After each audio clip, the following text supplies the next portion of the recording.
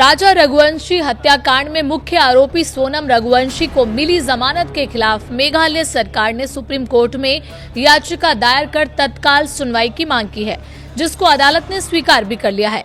अब इस मामले पर शुक्रवार को सुनवाई होगी।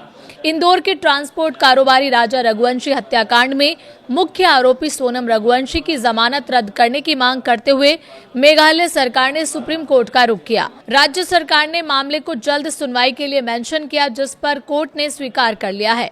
अब इस मामले में कल यानी शुक्रवार को सुनवाई होगी।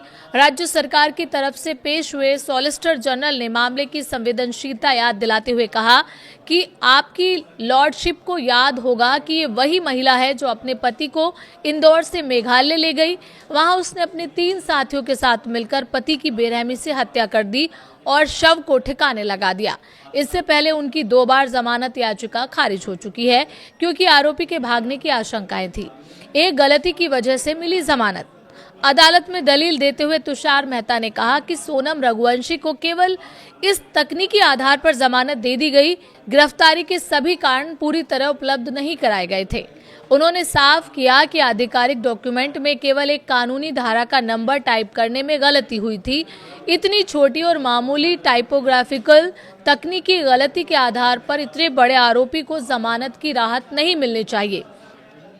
राज्य सरकार ने सुप्रीम कोर्ट में साफ तौर पर कहा कि अगर सोनम रघुवंशी की ये जमानत बरकरार रहती है तो वो कानून की पहुंच से दूर भाग सकती है। इसी वजह से इस मामले को तत्काल कल की कार्यसूची में शामिल करने का अनुरोध किया गया।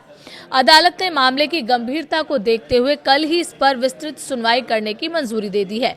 अब इस मामले पर शुक्रवार को सुप्रीम कोर्ट में सुनवाई होगी। आपको बता दें कि राजा रघुवंशी हत्याकांड पूरे देश में चर्चा का विषय बन गया था। आरोप है कि सोनम रघुवंशी ने अपने पति राजा को मणिपुर ले जाकर 3 अन्य आरोपियों के साथ मिलकर हत्या कर दी थी और शव को ठिकाने लगा दिया। इसके बाद खुद भी कई दिन तक लापता हो गई थी।